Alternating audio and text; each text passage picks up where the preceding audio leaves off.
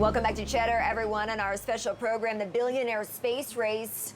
All eyes will be on Jeff Bezos tomorrow when the billionaire flies to space aboard a Blue Origin's New Shepard spacecraft. Although Bezos is not the first to cross the finish line in the Billionaire Space Race, that honor went to Virgin Galactic founder Sir Richard Branson on July 11th. There will still be plenty to take in tomorrow. Joining me now is Olympia LePoint, an award-winning rocket scientist who successfully launched 28 NASA space shuttle missions, and Tim Fernholz, senior reporter at Quartz. It's great to have you both with me. Tim, I'll start with you because you're going to be on site for this launch tomorrow.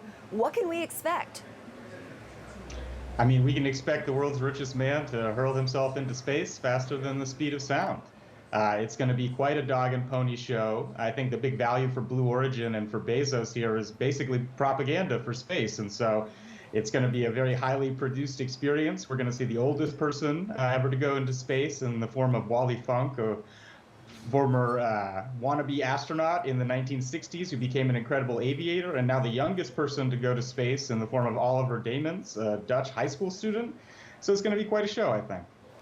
And Olympia, I want to bring you in as well. You have the unique experience of helping design 28 NASA rockets. Absolutely incredible. A lot of focus on this launch tomorrow because it is the first human test flight. And yes, the richest person in the world is going to be on this autonomous flight. What are the risks associated with this? Oh, there are many risks, and we are looking forward to a successful planned flight. This is the first time there's going to be civilians launching into space on a traditional rocket system, rather. This system is actually going to launch from the ground, travel over 2,300 miles per hour, 3 times the sound of speed, into space, and it's going to reach the Kármán line, over the Kármán line, 62 miles above sea level.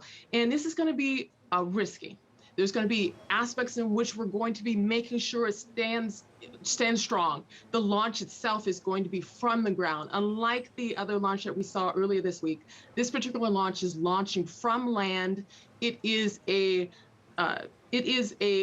explosion, controlled explosion to get into outer space and into this place where they will have gravity, zero gravity, as well as microgravity. So this is going to be an extremely challenging situation, but we are looking forward to the planned operation. And Tim, let me ask you this, a launch that will look different than Virgin Galactic space flight on July 11th. That was a space plane. This is a true rocket and a soft landing in the sand in that West Texas desert. What's the viewpoint that you'll have tomorrow?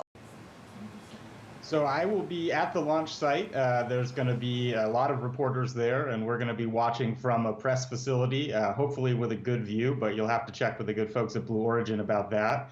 And then afterwards, we're going to get to talk to Jeff and the rest of the crew when they get back to Earth and hear about their experience.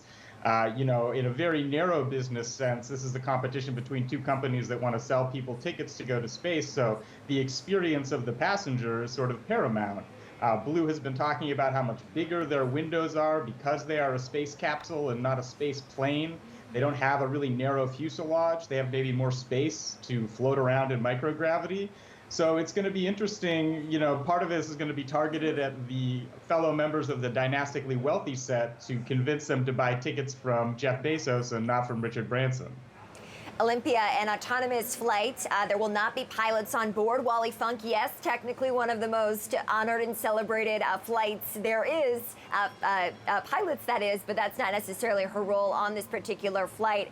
I want you to walk through the criteria for this flight tomorrow. On the pre-launch space briefing that we received yesterday from Blue Origin, they said weather was ideal. As of now, this rocket is still planning to launch at 9 a.m. Eastern Time.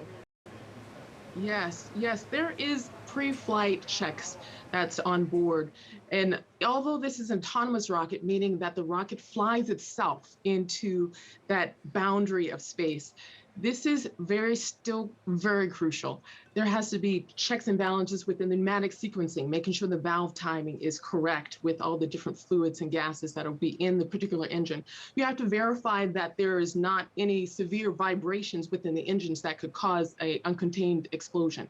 So there are different checks and balances within their computerized system to verify that this launch actually is successful. Now, Wally Funk is amazing because of the fact that she has gone through that type of astronaut training before. However, the technology that has increased since then is definitely new state-of-the-art technology in which people are going to be operating from the ground. We're going to be seeing definitely a lot of numbers, a lot of calculations, and a very successful flight that we're all looking forward to. And we did learn during that briefing yesterday, 3 days of training, classroom work, the simulator work as well. I want to bring you back in, Tim, quickly here, in terms of what these astronauts, soon-to-be astronauts, can anticipate in the actual capsule themselves.